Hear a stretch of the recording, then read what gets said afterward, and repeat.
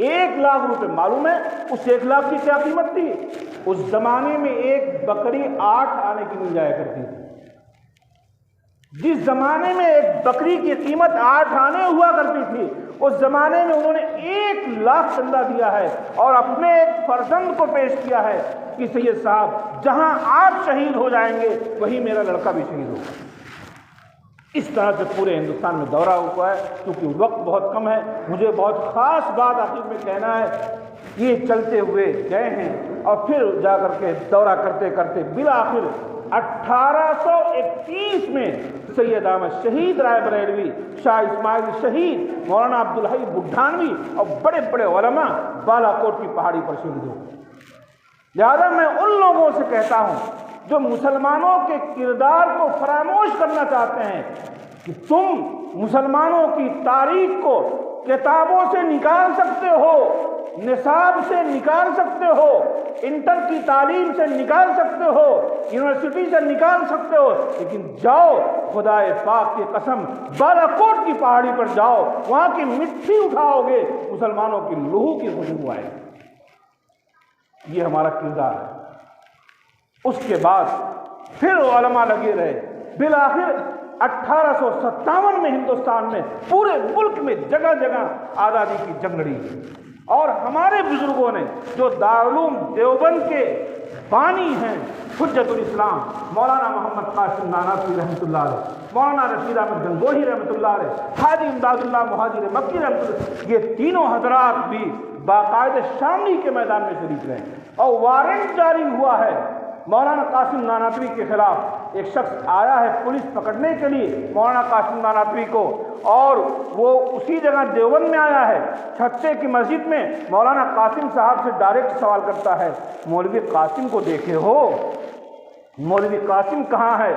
हजरत जहाँ खड़े हुए थे वहाँ से थोड़ा सा दूर हटे और हटने के बाद आपने फरमाया कि कुछ देर पहले मौलवी कासिम यहीं थे, कुछ देर पहले मौलवी कासिम यहीं थे। हजरत की बात गलत भी नहीं हुई और हजरत महफूज भी रहे। मेरे भाइयों, मौलाना कासिम नानावी के बाद फिर ये सिलसिला चलता रहा, उलमा कुर्बानियाँ देते रहे। बिलाखिर उनके जो अखलाफ थे, उनके जो शागिर्द थे, उनके शागिर्दों की जमात खड़ी होती है। शेखुल इस्लाम वल मुस्लिमीन, शेखुल अरबी वल अजम हजरत मौलाना सैयद हुसैन अहमद मदनी रहमतुल्लाह अलैह, मुफ्ती किफ़ायतुल्लाह साहब रहमतुल्लाह अलैह और मुजाहिद मिल्लत मौलाना हिफ्जुर रहमान शिवहारवी और बड़े बड़े उलमा मौलाना आज़ाद, ये सारे लोग खड़े हुए और काम कर रहे हैं। अब तक पूरे मुल्क में 1919 आ गया है। आज़ादी की जंग शुरू हुई है 1757 से और 1919 आ गया है। पूरे मुल्क में कोई काबिल कद्र गैर मुस्लिम शरीक नहीं है। मैं तारीख के हवाले से कह रहा हूँ। बिलाखिर 1919 में जमीयत उलमा का क़याम अमल में आया। जमीयत उलमा के कायम करने वाले कौन हैं? हजरत मौलाना मुफ्ती किफ़ायतुल्लाह साहब रहमतुल्लाह अलैह। उन्होंने जमीयत को कायम किया। क्यों कायम किया था वो बताता हूँ।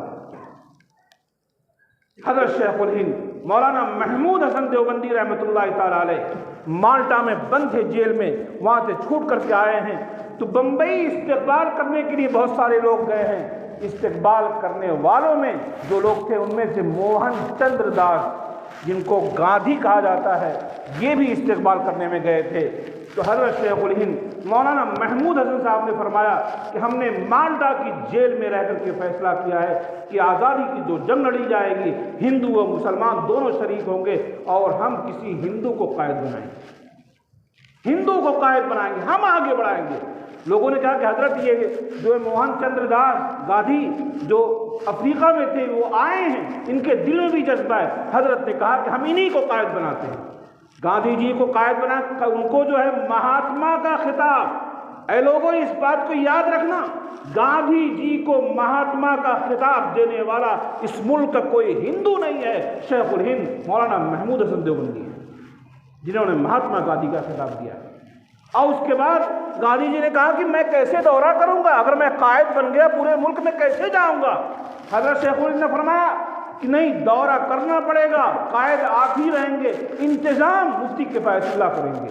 इसीलिए जमीयत उलमा के खर्चे पे मैं कहता हूँ कि हमारे साथ जो गैर मुस्लिम भाई शरीक हुए हैं, हमने इस मुल्क के अंदर अपने पैसे से पूरे मुल्क में कायद बना करके इनका दौरा कराया है, वरना वो दौरा करने के लायक नहीं। ये हमारा किरदार है। बिल आखिर उसी के साथ साथ मैं एक बात कहता हूँ, वो कायदीन जो हमारे साथ थे, गांधी जी और पंडित जवाहरलाल नेहरू और दूसरे कायदीन जो उस ज़माने में थे, उनके अंदर मोहब्बत थी, उनके अंदर इकराम था, मुसलमान का लिहाज करते थे।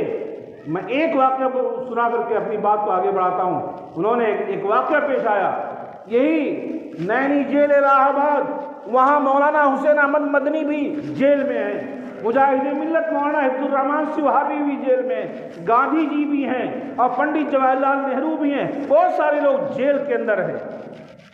अचानक रमज़ान मुबारक के अय्याम शुरू हो गए। पंडित जवाहरलाल नेहरू चूँकि इलाहाबाद के रहने वाले, उनके घर से खाना आता था। जब उनके घर से खाना आ रहा था तो खाना आया, पंडित जी ने बुलाया मौलाना मदनी को, पंडित जी ने मुजाहिद मिल्लत को दावत दी कि आइए खाना खा लिया जाए रोज़ के मुताबिक। हजरत ने फरमाया कि नहीं, हमारा रोज़ा शुरू हो गया है, हम लोग दिन में खाना नहीं खाते हैं।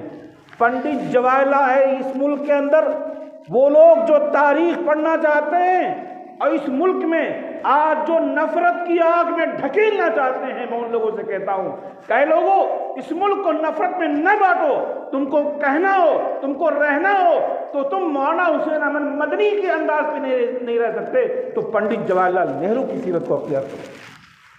क्या कहा था पंडित जी ने? पंडित जी ने कहा कि अपने खादिम से ये कहा था कि सुनो, जब तक मुसलमान रोज़ा रखेंगे तुम दिन में खाना नहीं लाओगे, इसलिए हमारे ये मुसलमान भाई भूखे रहें, हम खाना खाएं, ये नामुमकिन बात है, हम भी इनके साथ भूखे रहें। ये पंडित जवाहरलाल नेहरू ने कहा था। लिहाजा इस मुल्क के अंदर, ये मुल्क हिंदुओं का भी मुल्क है, मुसलमानों का भी मुल्क है, सिखों का भी मुल्क है। इस मुल्क में सबसे बड़ा गद्दार वो होगा जो इनके दरमियान नफरत की आग को लगाएगा।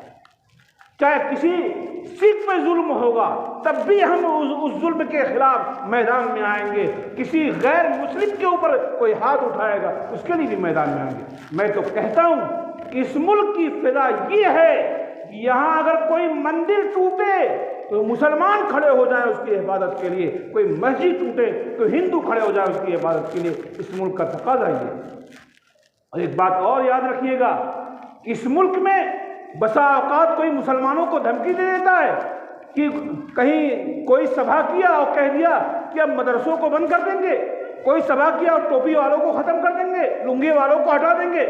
याद रखिएगा, मैं एक बात वो कहने जा रहा हूँ जो 1948 में पार्लियामेंट के अंदर मुजाहिद मिल्लत मौलाना हिफ्जुर रहमान सिवहारवी ने कहा था। इसको नोट कीजिए। मौलाना मुजाहिद मिल्लत ने पार्लियामेंट में कहा था, हिंदुस्तान की पहली पार्लियामेंट हो रही थी, उस वक्त मुजाहिद मिल्लत ने फरमाया था कि सुन लीजिए, अगर कुर्बानियों की बिना पर जितना हक गांधी जी का है, जितना हक पंडित जवाहरलाल नेहरू का है, जितना हक सरदार वल्लभ पटेल का है, उतना ही हक आज भी मौलाना हुसैन अहमद मदनी का है, मुजाहिद मिल्लत मौलाना हिफ्जुर रहमान सिवहारवी का है और तमाम मुसलमानों का वही हक है। लिहाजा इस मुल्क के लोगों इस बात को अपने दिल में रखो, कभी भी एहसास कमतरी दिल में मत रखना। इस मुल्क में मुसलमानों की कुर्बानियाँ इतनी हैं कि खुदा की कसम, जितना मुसलमानों ने अपना खून बहाया है दूसरी कौम अपना पसीना नहीं पेश कर सकती।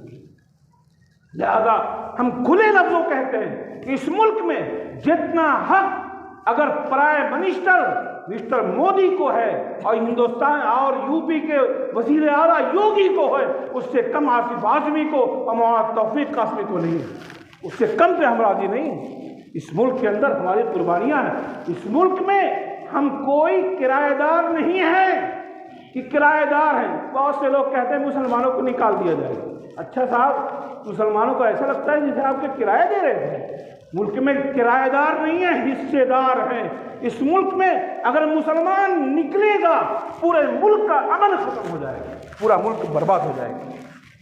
याद रखिएगा, अल्लाह तबारक व तआला ने मुसलमानों को क़ुव्वत दिया है। मुसलमान सिर्फ जो है ताकत के बलबूते पे नहीं है, अल्लाह की ताकत के ऊपर है। और अल्लाह हमारी हिफाजत करता है। हज़ारों तूफ़ा उठा किए हैं, हज़ारों तूफ़ा उठा करेंगे। जो जिनका कलमा पढ़ा किए हैं वो उनका कलमा पढ़ा करेंगे। वो आखिर दावाना अल्हम्दुलिल्लाह।